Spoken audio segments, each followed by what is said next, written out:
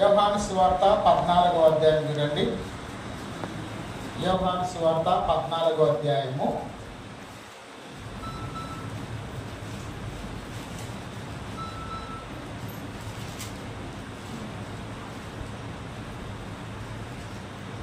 యోహాను సువార్త 14వ అధ్యాయము 3వ వచనం.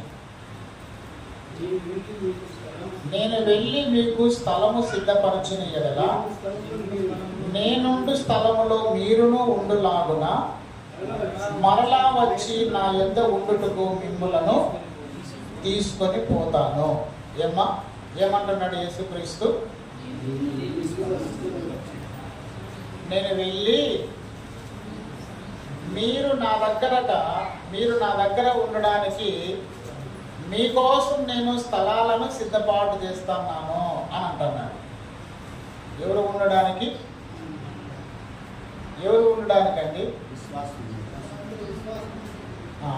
యేసుక్రీస్తును నమ్ముకున్న వాళ్ళందరూ కూడా ఆయన రాజ్యంలో ఉండడానికి. ఇప్పుడు ఈ రోజుల్లో చాలా మందిని మనము నివాసం చేయడానికి ఇండ్లు ఉన్నాయా లేదా? మనకి ఇండ్లు ఉన్నాయి కదండి, ఇండ్లు ఉన్నాయి. మరి మనము కట్టుకున్నటువంటి ఈ భూలోకంలో మనము కట్టుకున్నటువంటి ఇల్లు శాశ్వతమా? మన కోసం యేసుక్రీస్తు సిద్ధపరుస్తున్న ఆ ఇల్లు శాశ్వతమా?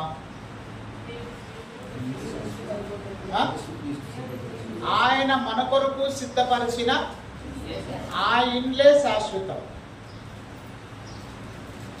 కానీ మనిషి ఏం చేస్తున్నాడు? ఈ లోకంలో మనిషి ఏం చేస్తున్నాడంటే ఈ భూలోకంలో అనేకమైనటువంటి స్థలాలు, ఇండ్లు, భూములు, ధనము, బంగారము, వెండి కదండి, ఈ భూ సంబంధమైనటువంటి సంపదను సమకూర్చుకుంటున్నాడు. ఎందుకోసము? నేను ఈ భూలోకంలో ఎక్కువ ధనవంతులు కావాలి కదండి, సంపాదన మీద పడి, లేకపోతే సమకూర్చుకునే విషయంలో కదండి ఏంది మర్చిపోతున్నాడు అంటే అసలైన దాన్ని మర్చిపోతున్నాడు. ఏంది అసలైనది? నిత్య జీవము. చెప్పండి, అసలైనది ఏంటి? నిత్య జీవం. నా వైపు చూడండి అందరూ కూడా. ఒక వ్యక్తి ప్రభు దగ్గరికి నిత్య జీవం కావాలి అని వచ్చినాడా లేదా అండి? వచ్చినాడు. నాకు నిత్య జీవం కావాలి అని అడిగినాడు ప్రభుని. నువ్వు నిత్య జీవంలోనికి రావాలి అంటే ఈ పనులన్నీ చేయాలి అంటే ఆ వ్యక్తి ఏమన్నాడు? నేను ఇవన్నీ పాటిస్తున్నాను అన్నాడు. నువ్వు మిక్కిలి ధనవంతుడు కాబట్టి నీ ఆస్తిని అమ్మి బీదులకి ఇచ్చేసి నన్ను వెంబడించు, నీకు పరలోకము నిత్య జీవం నీకు లభిస్తుంది అని దేవుడు చెప్తే ఆయన ఏమన్నాడు? ఆ మాటకు బదులుగా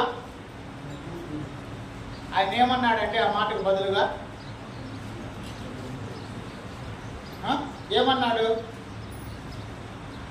మేరీ రోజా,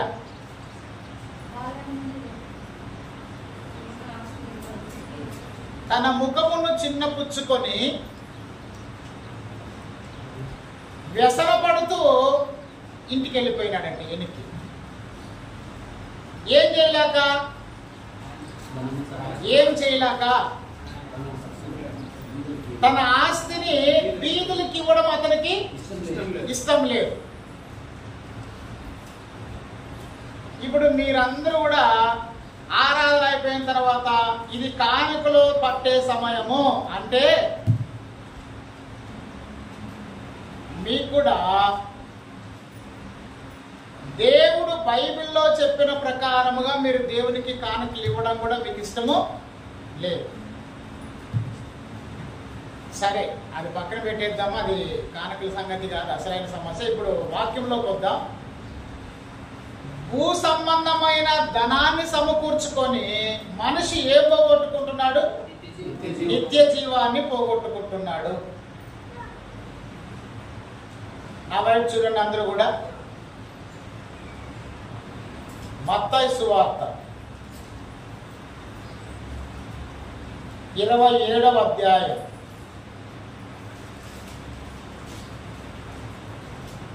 మత్తయి సువార్త 27వ అధ్యాయము 57వ వచనం. యేసు శిష్యుడుగా ఉన్న అరిమతయ యోసేపు అన్న ఒక ధనవంతుడు సాయంకాలమైనప్పుడు వచ్చి పిలాతు వద్దకు వెళ్ళి యేసు దేహమును తనకిమ్మని అడుగగా పిలాతు దానిని అతనికి అప్పగింప ఆజ్ఞాపించెను. యోసేపు ఆ దేహమును తీసుకుని శుభ్రమైన నారబట్టతో చుట్టి తాను రాతిలో తొలగించుకొనిన క్రొత్త సమాధిలో ఉంచి సమాధి ద్వారములకు పెద్ద రాయి పొర్లించి వెళ్ళిపోయెను. ఇప్పుడు నా వైపు చూడండి. అరిమతయి అనేటువంటి యోసేపు గురించి ఇక్కడ రాయబడింది. ఎవరి గురించి? ఈ అరిమతయి అనేటువంటి యోసేపు ధనవంతుడా బీదోడా? ధనవంతుడు. ఇతడు గురించి పరిశుద్ధాత్మ దేవుడు ఏమని సెలవిస్తున్నాడు అంటే అక్కడ వాక్యం రాయబడింది, యేసు శిష్యుడుగా ఉన్న అరిమతయ యోసేపు అన్న ఒక ధనవంతుడు అంట. ఏమా ఇతడు ఎవరంట? యేసు శిష్యుడు అంటే యేసు ప్రభుకి 12 మందే కదా శిష్యులు. మరి ఇతడు కూడా యేసు శిష్యుడు అని పిలువబడుతున్నాడే. యేసును వెంబడించే వాళ్ళందరూ కూడా ఎవరు? యేసుక్రీస్తు శిష్యులే. ఇతని యొక్క ఆలోచన, ఇతడు బాగా ధనవంతుడు అయినప్పటికీ కూడా యేసుక్రీస్తు కొరకు ఏమండి, యేసుక్రీస్తు కోసము ఆయన తొలగించుకున్న సమాధిని ఇచ్చేసినాడు. ఎవరికి ఇచ్చినాడు చెప్పండి అమ్మా? ఎవరికి ఇచ్చినాడు? యేసుక్రీస్తుని సమాధి చేసేదానికి ఇచ్చేసుకున్నాడు. ఎట్లా ఇచ్చినాడు? ధారాళంగా ఇచ్చినాడు అనండి. ధారాళంగా ఇచ్చేసినాడు. మొదటి వచనంలో ప్రారంభంలో ఎవరి గురించి చదువుకున్నాము? ఎవరి గురించి చదివించిన? ఎపఫ్రా అనండి. ఎపఫ్రా. ఎపఫ్రా అనే మాటకు అర్థం ఏమంటే పోరాడువాడు. చెప్పండి చెప్పండి మళ్ళా చెప్పండి. పోరాడువాడు. ఇప్పుడు చదవచ్చిన వాళ్ళందరూ చదువుతారు. ఎంతమంది చదవచ్చు ఇక్కడ? కొలస్సీలకు రాసిన పత్రిక 4వ అధ్యాయము 12వ వచనము చదవండి. అందరూ కలిసి చదవండి. కొలస్సీలకు రాసిన పత్రిక 4వ అధ్యాయము 12వ వచనం. మీలో ఒకడును అంటే ఎపఫ్రా గురించి పౌలు ఏమంటున్నాడు? మీలో ఒకడు క్రీస్తు యేసు దాసుడును నాయన. అరిమతయ యోసేపు ఎవరు? శిష్యుడు. ఎపఫ్రా గురించి పరిచయం చేస్తే ఏమంటున్నాడు? క్రీస్తు యేసుకు దాసుడు. మా బాగా వినాలి. అంటే ఇప్పుడు మనము కూడా యేసును వెంబడించే శిష్యుల్లాగా ఉండాలి. అవునా? మనము ఏమై ఉండాలి? యేసుక్రీస్తుని వెంబడించే శిష్యుల్లాగా ఉండాలి. అదే సమయంలో యేసుక్రీస్తుకు దాసులమై ఉండాలి. ఏమై ఉండాలి? యేసుక్రీస్తుకు దాసులు. యేసుక్రీస్తు దాసుడుగా ఈ భూలోకంలోనికి రాలేదా? వచ్చినాడే లేదా? ఎట్లొచ్చినాడు? ఎట్లొచ్చినాడు? దాసుడుగా. దాసుని స్వరూపము ధరించుకొని అంట. ఏం ధరించుకొని? మరి ఆయనే దాసుడుగా ఈ భూలోకంలోకి వచ్చినప్పుడు మరి మనము కూడా ఈ భూలోకంలో యేసుక్రీస్తుకు ఏమై ఉన్నాము? దాసులం. ఇంకా ఇంకా ఆయనను వెంబడించే శిష్యులం. 12 మంది శిష్యులే కాదు. ఇప్పుడు మోషే కింద ఒక శిష్యుడు ఉన్నాడు. ఎవరైనా? యెహోషువ. మోషేకి ఎవరు శిష్యుడు? యెహోషువ. తర్వాత ఏలియా ఎలీషాకి ఎవరు శిష్యుడు? ఎలీషా. ఎలీషాకి ఎవరు శిష్యుడు? గెహజీ. ఇంకా మళ్ళీ గెహజీకి శిష్యులు లేరు, గంటలతోనే ఇంకే స్టాపింగ్. ఎందుకు మళ్ళా తర్వాత గెహజీకి శిష్యులు లేరు? ఎందుకు గెహజీకి శిష్యులు లేరు? ఎలీషా మాదిరిగా, ఏలియా మాదిరిగా గెహజీ ఒక పద్ధతిగా, లేకపోతే ఒక నీతిగా, ఒక దేవునికి ఇష్టమైన జీవితము గెహజీ జీవించలేదు. కాబట్టి తనకు శిష్యులను సంపాదించుకోలేకపోయినాడు. ఎవరు? గెహజీ. దేవునికి మహిమ కలుగును గాక. మా వినండి, నా వైపు చూడండి. అభిమానం వేరు, అభిమానులు వేరు, శిష్యులు వేరు. అర్థమైందా ఈ మాట? ఎవరు వేరు? అభిమానులు వేరు, శిష్యులు వేరు. నా వైపు చూడండి. అభిమానము అనేది కాలాన్ని బట్టి, పరిస్థితులను బట్టి మారుతుంది. మారుతుందా మారదా? చెప్పండి. మారుతుందా మారదా? ఇప్పుడు ఈ రోజుల్లో రాజకీయ నాయకులు ఒకే పార్టీకే కట్టుబడి ఉంటున్నారా? లేదు. సరే, రెండవది, సినిమా హీరోలకి అభిమానులు ఉంటారు, ఉన్నారా లేదా? క్రికెటర్లకి అభిమానులు ఉన్నారా లేదా? ఉన్నారు. రాజకీయ నాయకులకి అభిమానులు ఉన్నారా లేదా? మరి పుట్టిండేది మొదలుకొని చచ్చిపోయేంత వరకు కూడా ఒకరికే అభిమానులుగా ఉంటారా? ఉంటారా? అంటే మనుషులను బట్టి, పరిస్థితులను బట్టి అభిమానం ఏమవుతుంది? మారుతుంది. శిష్యత్వం మారదు. ఎప్పటికీ కూడా ఏం మారదు? శిష్యత్వము మారదు. ఒక్క యూద శిష్యుడు అని పిలిపించుకున్నాడే గాని అతడు ధనాన్ని ప్రేమించి కదండి తన శిష్యుడికాన్ని ఏం చేసుకున్నాడు? పోగొట్టుకున్నాడు. సరే, మంచిది వినండి, నా వైపు చూడండి.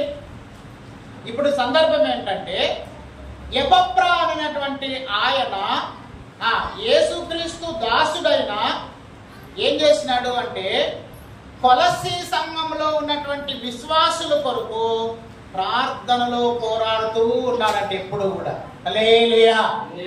ఏమ్మా, ఎవరి కొరకు? చదవండి అమ్మా, చదవండి. 12వ వచనము, 4:12 చదవండిమా. క్రీస్తు యేసు దాసుడు నాయన నీకు వందనములు చెబుతున్నాడు. ఎవరు గురించి చెప్తున్నారు? ఎవరు సంపూర్ణులు కావాలని? ఎవరు సంపూర్ణులు కావాలని? కొలస్సీలో ఉన్నటువంటి సంఘస్థులు సంపూర్ణులు కావాలని. ఇంకా ప్రతి విషయంలో దేవుని గురించి సంపూర్ణ ఆత్మ నిశ్చయత గలవారై నిలకడగా ఉండవలనని అతడు ఎల్లప్పుడూ మీ కొరకు తన ప్రార్థనలో పోరాడుచున్నాడు. ఎపఫ్రా కొలస్సీలో ఉన్న సంఘ బిడ్డల కొరకు ప్రార్థనలో పోరాడుతున్నాడు అని వాక్యం చదువుకున్నాము. మరి నువ్వు ఇతరుల కొరకు ప్రార్థనలో పోరాడాల్సిన అవసరం లేదు, కానీ కనీసం నువ్వు నీ కోసం ప్రార్థనలో పోరాడుతున్నావా? కనీసం నువ్వు నీ పిల్లల కొరకు ప్రార్థనలో పోరాడుతున్నావా అంటే ప్రార్థన అనేది కూడా పోరాటమే. ఎవరితో?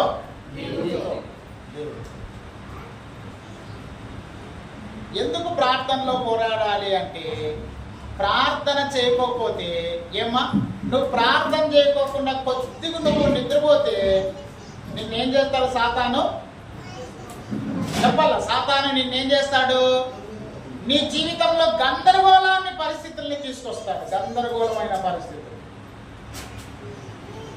ఈ రోజున చాలా మంది మన సంఘంలో ఉన్నటువంటి విశ్వాసులకి దేవుడు అంటే, దేవుని సన్నిధి అంటే కొద్దిగా కూడా ఆసక్తే లేకపోవడం కారణం ఏంటంటే, ఏమ్మా నేను చెప్పుదునా, వాళ్ళకి వ్యక్తిగతమైన ప్రార్థనా జీవితము,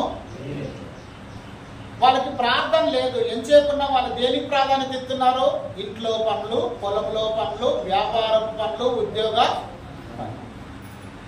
దేవునికి మహిమ కలుగును గాక. నా వైపు చూడండి అక్క. ఒక వ్యక్తిని ప్రార్థనకు పిలిస్తే ఆ వ్యక్తి అంటున్నాడు, మీకేమి ఏం పనులు లేవు, మేము వారమంతా కూడా డ్యూటీ పోవాల, మాకి ఆదివారమే సెలవు, ఈ ఆదివారం రోజే మేము పనులన్నీ చేసుకోవాలా, మేము యా చర్చికి రాము అని చెప్తారు.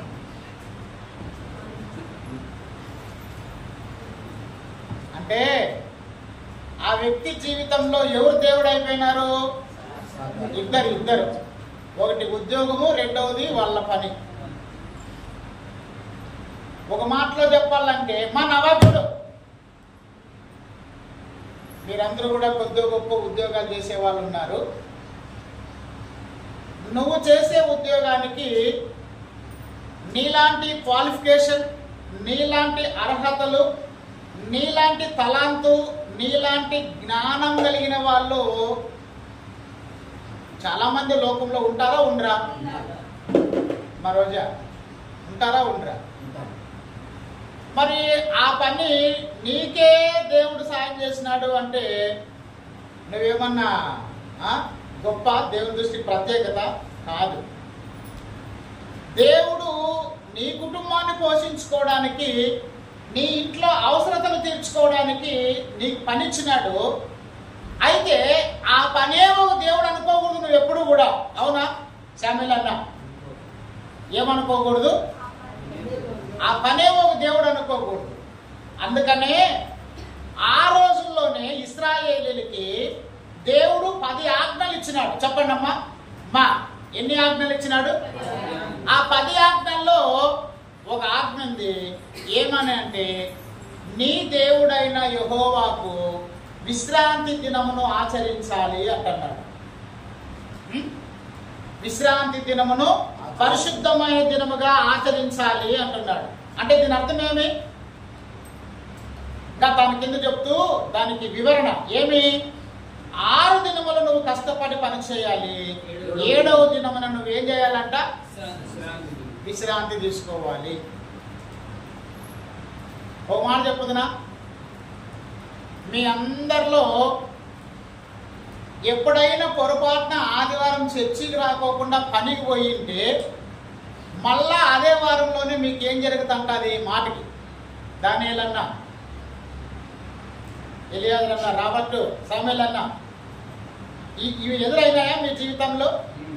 ఎదురైనాయా? మొన్న రోజు శాంతిశర పక్క ఒక సాక్ష్యం చెప్పింది. ఏం సాక్ష్యము చెప్పాలి? ఏం సాక్ష్యం చెప్పింది ఎలియాజరు అన్న?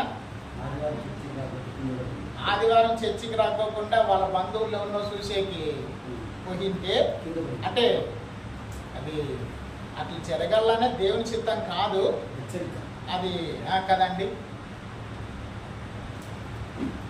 ఆ రోజు ఇశ్రాయేలీయులకి ఎందుకు దేవుడు విశ్రాంతినిచ్చినాడు అంటే, వాళ్ళు ఆ రోజును కూడా దేవుడు వారు చేసినటువంటి పనిలో విశ్రాంతి తీసుకొని 6వ రోజు ముగించిన తర్వాత 7వ రోజున వాళ్ళు దేవుని సన్నిధికి వచ్చి వాళ్ళు దేవుణ్ణి కూడా జ్ఞాపకం చేసుకుంటూ, వాళ్ళు దేవుని యొక్క మేలుని జ్ఞాపకం చేసుకొని వాళ్ళు దేవునికి కృతజ్ఞతలు చెల్లించాలి అనేది ఒక నియమముగా దేవుడు ఏర్పాటు చేసినాడు. దేవునికే మహిమ కలుగును గాక. సరే, నువ్వు డబ్బు సంపాదించి సంపాదించి సంపాదించి సంపాదించి సంపాదించి ఆ డబ్బు నీకు ఏం మేలు చేస్తుంది మా చెప్పాలి? అరిమతయ అనేటువంటి యోసేపు ధనవంతుడై ఉండి ఏమండి, ఆయన ఒక నిశ్చయానికి వచ్చినాడు, ఒక నిర్ణయానికి వచ్చినాడు. ఏం నిర్ణయము? నా కోసం తొలగించుకున్నటువంటి ఈ సమాధిని ఇదిగో యేసును సమాధి చేయడానికి ఇచ్చేస్తాను అనుకున్నాడండి. ఎవరిదా సమాధి? చెప్పండి, ఎవరిదా సమాధి? అరిమతయి యోసేపుది. నీ జీవితం ఎవరిది? నీదా దేవుందా? రోజు అర్థమవుతుందా? నీ సమయం ఎవరిది? మీకు భార్యలు ఎవరు ఇచ్చినారు? మీకు భర్తలను ఎవరు ఇచ్చినారు? మీకు పిల్లల్ని ఎవరు ఇచ్చినారు? మీకు ఉద్యోగం ఎవరు ఇచ్చినారు? మరి అన్ని దేవుడే దేవుడే దేవుడే దేవుడే అని చెప్తున్నావు. మరి నీ నుంచి కూడా కొద్ది సమయం దేవుడు నీ నుంచి కూడా ఆశిస్తున్నాడు కదా. ఎవరి నుంచి చెప్పాలమ్మా? ఎవరి నుంచి? మీ నుంచి. నీ జీవితంలో దేవునికి సమయం ఇవ్వకోకుండా పనికి, ఉద్యోగానికి, కుటుంబానికి, భార్య పిల్లలకి, భర్త పిల్లలకి, సంపాదనకు ఎంత సమయం ఇచ్చినా కూడా నీ జీవితంలో నువ్వు ఏమీ చెప్పాలా? ఫిలప్ చేయండి. ఏమీ సాధించు. ఏమన్నా సాధిస్తావా అంటే ఏమి సాధించలేవు. పని చేసుకుంటూనే ఉంటున్నావే కానీ పని అయిపోలే. ఏమ్మా బాగా వినాలి. పొద్దున్న నుంచి పని చేస్తున్నావే కానీ పని అయిపోలేదు. వారం అంతా కూడా సంపాదిస్తున్నావే కానీ సంపాదన మిగలట్లేదు. ఏమ్మా ఆరోగ్యంగా అన్ని చిట్కాలు పాటిస్తున్నావు, ఆరోగ్యంగా అన్ని నియమాలు పాటిస్తున్నావు, ఆరోగ్యంగా అన్ని జాగ్రత్తలు పాటిస్తున్నావే కానీ మళ్ళా ఏదో ఒక అనారోగ్యం. కారణమేమి చెప్పండి అమ్మా? కారణమేమి? దేవునికి సమయము ఇవ్వలేకపోవడం. చెప్పాలమ్మా? దేవునికి సమయం ఇవ్వలేకపోవడం. ఎపఫ్రా గురించి ఏం సాక్ష్యం చెప్తున్నాడు పౌలు? 13వ వచనం చదవండి. 4:13. ఇతడు మీ కొరకును లవోదికయలో ఉన్న వారి కొరకును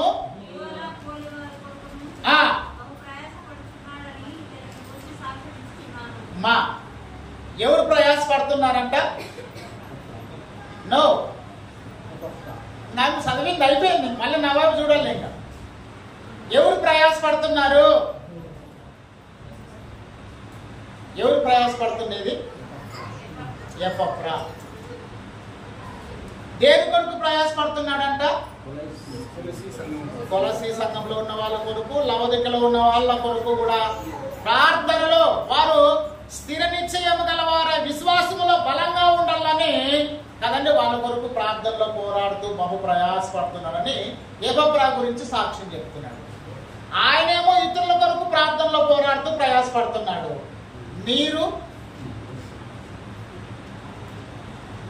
మీరు మీరెవరి కొరకు ప్రయాసపడుతున్నారు?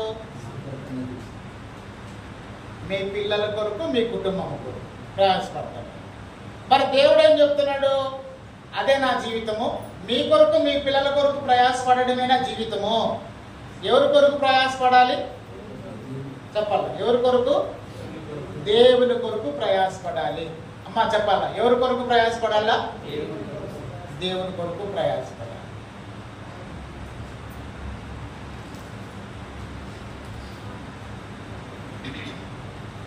ఈ అరమత యోసేపు బైబిల్ గ్రంథంలో ధనవంతుడు అనిపించుకున్నాడు.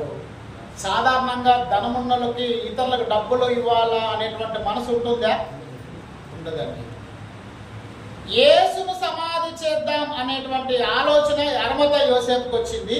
ఎవరి దగ్గరికి పోయినాడు? పిలాతు దగ్గరికి పోయినాడు. పిలాతుని అడుక్కున్నాడు, అదిగా అయ్యా యేసు దేహం నాకు ఇవ్వండి. ఎందుకు అంటే నేను యేసు దేహాన్ని సమాధి చేయడానికి అన్నాడు. రోమా పత్రిక 16వ అధ్యాయము. రోమా పత్రిక 16వ అధ్యాయము. రోమా పత్రిక 16వ అధ్యాయము 3వ వచనం.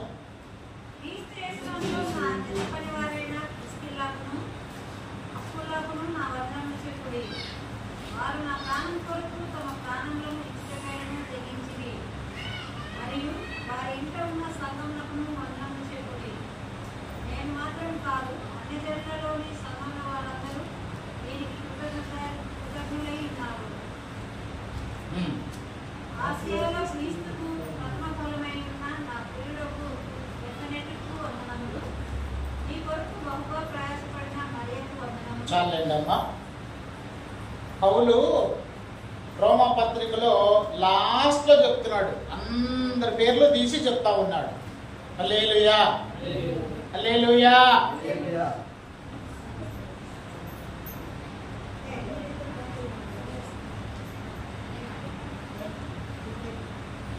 ఏమ్మా, సంఘములో తబిత అనేటువంటి ఒక స్త్రీ ఉంది. చెప్పండి. యెరూషలేము సంఘంలో తబిత అనేటువంటి ఒక సహోదరి. ఆమె ఏం పని చేసేది అంటే టైలర్ పని. ఏం పని అండి? చెప్పాలా? ఏం పని? టైలర్ పని. ఏం చేసేదంట టైలర్ పని అంటే?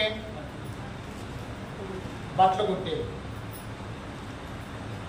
ఆదివారము విశ్వాసులందరూ ఇట్లే చర్చికి వస్తూ ఉన్నారంట. చాలా మంది ఆ సంఘంలో పేదవాళ్ళు, విధవరాళ్ళు, అనాథులు చర్చికి వచ్చేవాళ్ళంట. చర్చికి వస్తూ ఉంటే 4-5 వారాలైనా ఒకే చేతితో బట్టలతోనే చర్చికి వస్తూ ఉంటారంట. అది చూసింది ఆయమ్మ. అది చూసి ఆయనకు ఒక ఆలోచన వచ్చింది. ఏమన్నా ఆలోచన వచ్చింది?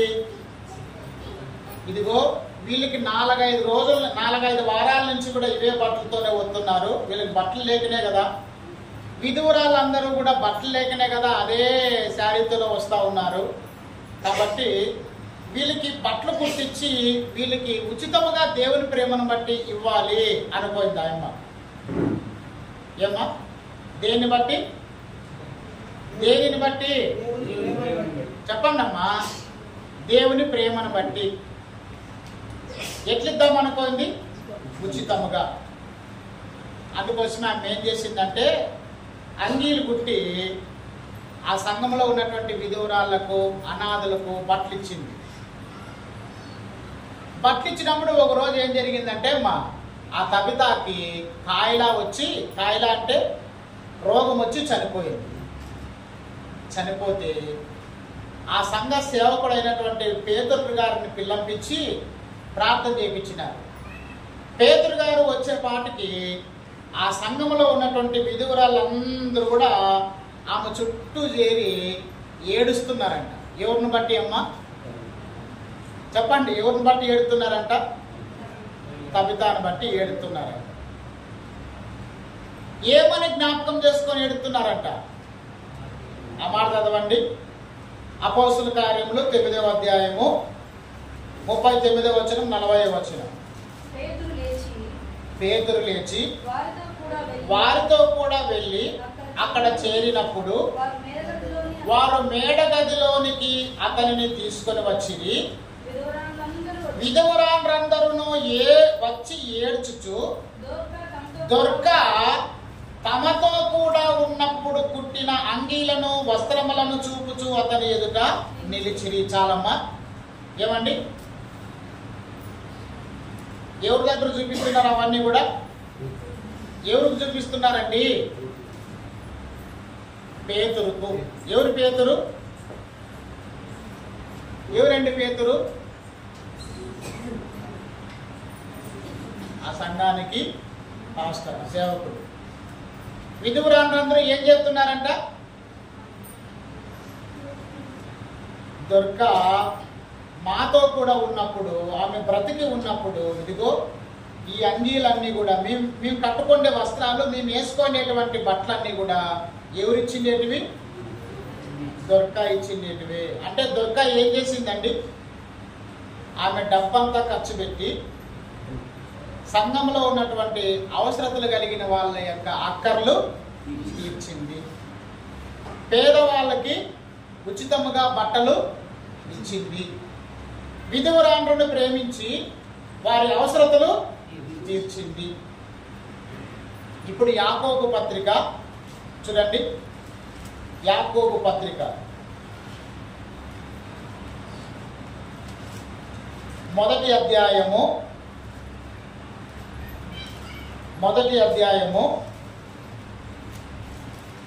26వ వచనం.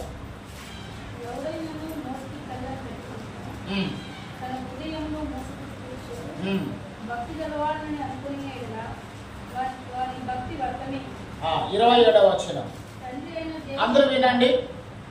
నిజమైన భక్తి ఏంది అంటే నిజమైన భక్తి ఏంది అంటే తండ్రి అయిన దేవుని ఎదుట పవిత్రమును నిష్కలంకమునైన భక్తి ఏదనగా ఎవరినంట? దిక్కులేని పిల్లలను విధవరాండ్లను వారి ఇబ్బందిలో పరామర్శించుటయు ఇహలోక మాలిన్యము తన కంటకుండా తన్ను తాను కాపాడుకొనుటయునే అంట. నిజమైన భక్తి ఏందండి? నిజమైన భక్తి అంటే ఏందంట? దిక్కులేని వారిని కదండి, విధవరాండ్లను వారి ఇబ్బందుల్లో ఏం చేయాలంట? పరామర్శించాలంట. అంతేకాదు ఇంకా ఇహలోక మాలిన్యము అంటకుండా కదా వాళ్ళను కాపాడుకునేదే అదే నిజమైన భక్తి. నిజమైన భక్తి అంటే 2 పాయింట్లు. ఒకటి, దిక్కులేని పిల్లలను విధవరాండ్లను వారి ఇబ్బందుల్లో ఏం చేయాలంట? పరామర్శించాలి. ఇప్పుడు దుర్గా ఏం చేసిందండి? దిక్కులేని వారిని, విధవరాండ్రును వారి యొక్క ఇబ్బందుల్లో ఈమె ఏం చేసింది? వాళ్ళకి అంగీలు కుట్టి ఇచ్చింది.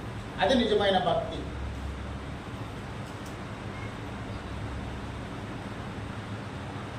దేవునికి మహిమ కలుగును గాక. నువ్వు ఎవరి కొరకు ప్రయాసపడుతున్నావు? నువ్వు దేని కొరకు కష్టపడుతున్నావు? అసలు ఈ భూలోకంలో నీ ప్రయాస దేనికోసము? నీ ప్రయాస దేనికోసం?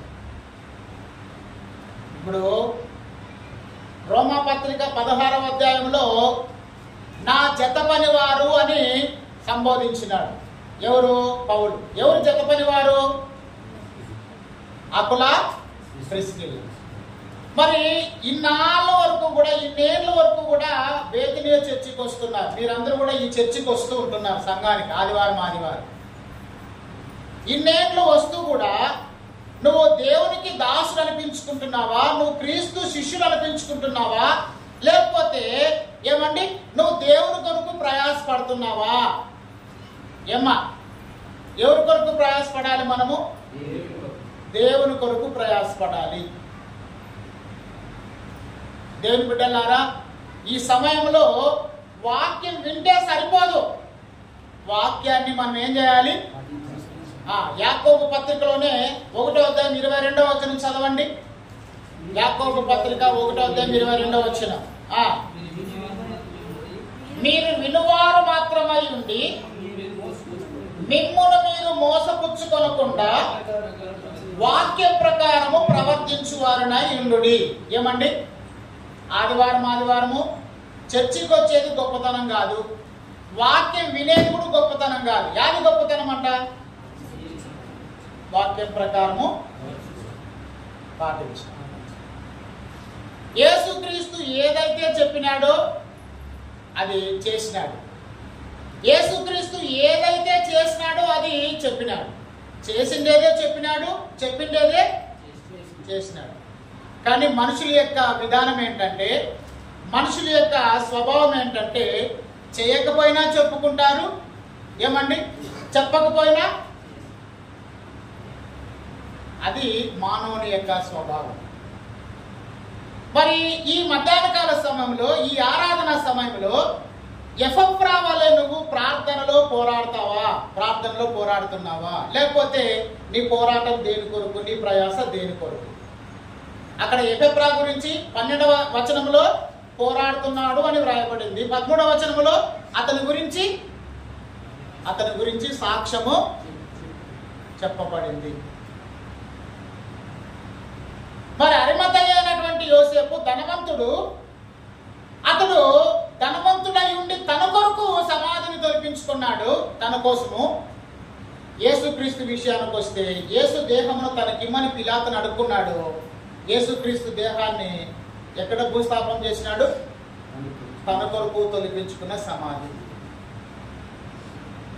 ఏమండి? మరి ఈ భూలోకంలో నువ్వు దేవుని కొరకు ఎంత ప్రయాసపడుతున్నావు? అసలు నీ ఆలోచన ఏంటి దేవుని విషయంలో? ఉరినే ప్రభువుని నమ్ముకున్నావు, ఆదివారం చర్చికి వస్తున్నావు, పోతున్నావు, ఇది రొటీన్ అయిపోయింది.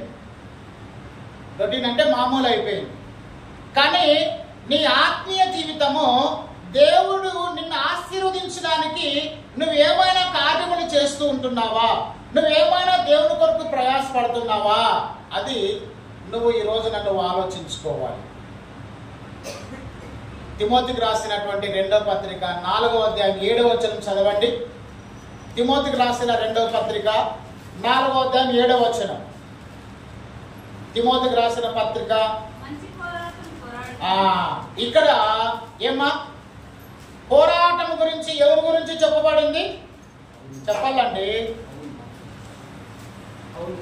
పౌలు గురించి. పోరాటాల్లో కూడా మంచి పోరాటం, చెడ్డ పోరాటాలు ఉంటాయా? పౌలు అంటున్నాడే, ఎలాంటి పోరాటం పోరాడినాడంట? మంచి పోరాటం పోరాడి తిని అంటున్నాడు. అమ్మో, ఎట్లాంటి పోరాటం అంట? మరి నువ్వెట్లాంటి పోరాటము? నీ పోరాటము దేవుని కోసమా లేకపోతే లోకం కోసమా, నీ కుటుంబం కోసమా? పోరాటము